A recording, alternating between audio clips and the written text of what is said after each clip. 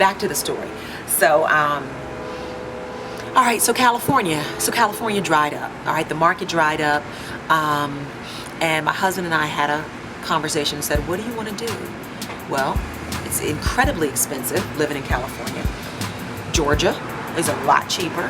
Maybe we should go back. Maybe we should go back to Georgia. Maybe we should go back to Georgia. Sold the house in California and moved back to Georgia. And of course, selling here throughout this whole period. I had after the real estate, I had gotten a job in corporate sales that I could work from home and then hop on a plane and travel and do sales presentations and stuff like that for, you know, to close accounts and things like that. Okay, so software sales. And 3 weeks, not 3 months, not 3 years, 3 weeks after we moved to Georgia into our house, I lost my job. And you just gotta say, really? Like, does it ever just go up and keep going up? Or do you constantly have to have a setback? Constantly, failure and setback and defeat and discouragement, you know. And so lost my job. And this time it was different. This time it was rough. And when I say rough, I mean rough because you've already been down that road and you're saying, God, I've already learned my lesson. You know, if there was anything that, and listen, we've never been, you know, the type of people who, well, I know mortgages due, but I'm gonna go buy this $800 handbag and these, you know, $600 shoes. That's never been our thing, never. You know, I'm pretty low maintenance. I can be satisfied with, you know, little. So some of these things that we had gone through it was just life kicking your butt. I mean, life just literally kicking you in the gut. It wasn't like you're the one that went and bought that such and such and such and such, or it was just life. You know what I mean? And of course you learn lessons. I mean, yes, there are things we could have done differently as you look back and say, okay, yeah, we could have done that differently. And so you learn from that, and that's what I think the lesson is for. But this time was bad. This time was bad when I lost my job. My husband was working still, but 2 incomes is different than 1. And I remember being in my garage, and this was something. My kids were at school, husband was at work, and I was in my garage, and I was doubled over yet again. And this time I was screaming. I was just screaming from my gut, like just wailing and screaming, because I didn't know we were going to get kicked out of the house. You know, we were down to, I mean, it was like, okay, I have $3. What are we going to eat for dinner? Okay, I can get you know, some ground turkey for $1. I can get some corn and some rice. Seriously, and it's like, wait a minute, you were just doing well. What happened to all that? You know, the savings. Yes, and we did have savings. It had gotten so bad, we had to use all of our savings just to exist, just to live. You know, it wasn't like you blew through it. No, we had to live, okay, after I lost my job. And the economy this is when the economy was really bad. People were losing their jobs like crazy, and companies were laying off, and we were caught up in that. And so you sit there in disbelief, like, again, we got to go through this again? Like, come on. And what I really believe, you know, coming back into Georgia, there was a plan for us here, a destiny for us, an inheritance for us, if you will, and that largely is Jace Beauty. And you cannot reap a great reward without going through great trials. You just can't. You can't. And so, I'm not sharing all of it because I don't want to keep you for an hour. Some of you probably already hit the click button and clicked me off. But you know, so you're trying to be strong for your children because you don't want them to see you, you know, discouraged and not. You're trying to make trying to make the pantry look full even though it's bare, you know. And so we did all that, and then, you know, and I got one foot in a decision thinking about, should I go back to corporate because I know I can do well there, but I really want to do this hair business. And a friend of mine named Michelle and my brother, you know, and I mean, there was just a lot of people that said, if you really want to do this hair business that you've been doing, kind of little by little, but not really putting your full effort in it. If you really want to do this, then do it. Stop messing around and do it. And part of it was fear. Part of it was fear because it was unknown territory. It was unknown territory. But I stepped out and I said, all right, fine. If I'm gonna go down, I'm gonna go down swinging. You know, and Jace Beauty began. So if you're gonna do it, right? If you're gonna do it. That was pretty much the sentiment. You know, be a big girl and do it. You know, and that's what I decided to do. Really do it. And so I put all of my effort, all of my energy, many sleepless nights, really kind of planning out, you know, what do I want this company really to look like? You know, really what I wanted to say, what values do I want this company to have? And our first big break, yay, our first big break! Had an international order, you know, well, I won't say huge, it was big. It was a big order, $15,000, big order, you know, and wholesale order. We were so excited, like, oh my goodness, here we go, we're launching out, and boom, right there's you know, reward right there, awesome. And we were so excited about it. And like I said, it was an international order coming out of Africa.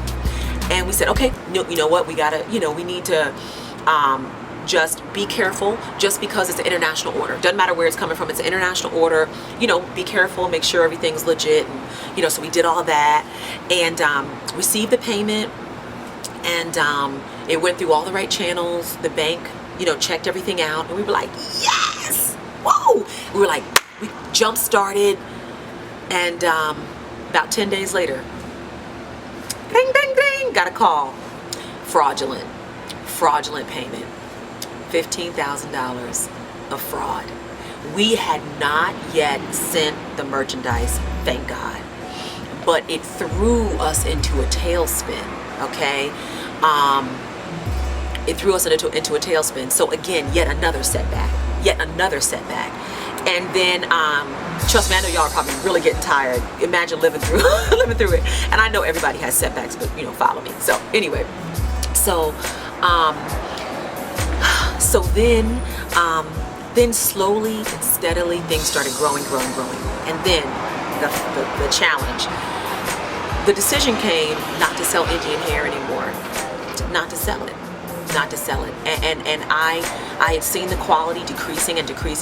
By this time we had wholesale customers. You know, we were selling to other companies that were private labeling our hair, you know, in different states. And so they weren't selling as Jace Beauty, they were selling as, you know, companies do that all the time. You know, you wholesale to other companies, and you know, or to individuals that have websites and things like that. So we were doing that, and a celebrity stylist put me onto this Russian hair, and I really sweet girl, and I heard about it, researched it, worked with it for a long time, and said, this is legit. Like, this is the real deal. This is the real thing. And we started working with it more, testing it, working with it, and then fell in love with it. And that became our marquee product. So that's kind of how that whole Russian thing evolved. I'm trying to kind of close the story down because it's been way long. But you know, through everything, through it all, God has been incredibly faithful. And when I look at my life, it hasn't been a journey, it's literally been a roller coaster. It's been a roller coaster of aches and pains and victories, and I think everybody has to go that way. Everybody has to have that journey, you know, to really have it mean something on the other side, when you come out on the other side. And right now, you know, coming back into the country, having such a successful trip, and finally getting to a place of victory after all of that means so much to me. And God walking me through every step and never leaving me, and taking me through when I just really wanted to quit because I was afraid, you know. I'm so thankful, and that's why when my customers call, I'm so happy to talk to them, and I'm so thankful for you, you know, because without customers, I mean, come on, hello, I remember when the pantry was bare, okay? All right, I remember when the refrigerator was bare. I remember when I was wondering would I have breast milk to feed my child because I didn't have anything to eat. So it makes you grateful. It makes you grateful. I'm grateful for my family, my husband's mother, who is phenomenal and always been a support, and nearly slapped me upside the head when she heard we had gone through that because she was mad because I could have helped you guys. Why did you let me help, you know? But, you know, I look at all of it and say, you know, I'll never forget. I'll never forget what he brought me through. And I'll never lose sight of those humble places. You know what I mean? I'll never lose sight of those humble places. That's why I don't think, you know, I'm all of that, all of this. You know what I mean? I'm who I am.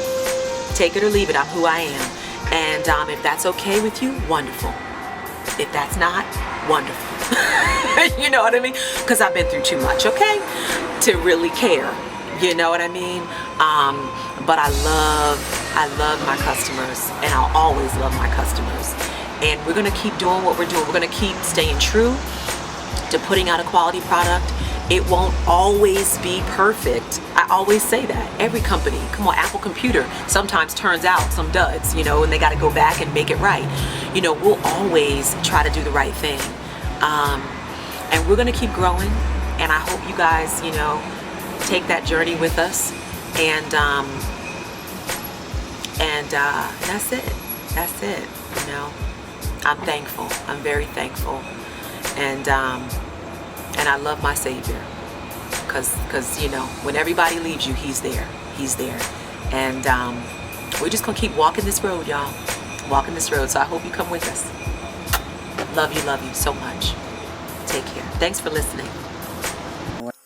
Okay, speaking of journeys, let's take a little walk down memory lane. Okay, these are some of the craziest, just most ridiculous hairstyles I think I've ever worn. You know, high school, I was a youngin'. Check out the asymmetrical hairstyle at the bottom. Whoever came up with that. All right, these are some pictures of my family, since you guys just got finished hearing me blab about them in parts 1, 2, and 3 of my story. At the top, that's me, my father, my mother's in the red sweater. The middle, that's my brother, my mother, and I. At the bottom, same. And my brother there has definitely been a source of hope and encouragement for me throughout the years. These are pictures of bliss, moments of bliss. The top left was after my husband proposed to me, and my mother was actually there. So nice that I had a chance to spend that moment share that moment with her before she passed. And these others are just random pictures from the honeymoon and such. But before the honeymoon, there was the wedding. And that was my dad walking me down the aisle. That was like the last time I saw him that healthy before the cancer really took over. More pictures of the wedding and friends and family. And then this next picture coming up is of our parents who stayed by our side and loved us through it all. That's my husband's parents there at the bottom, and my parents, my mom and dad, there at the top. So after the wedding, you know, you heard the story about the business and then the second business.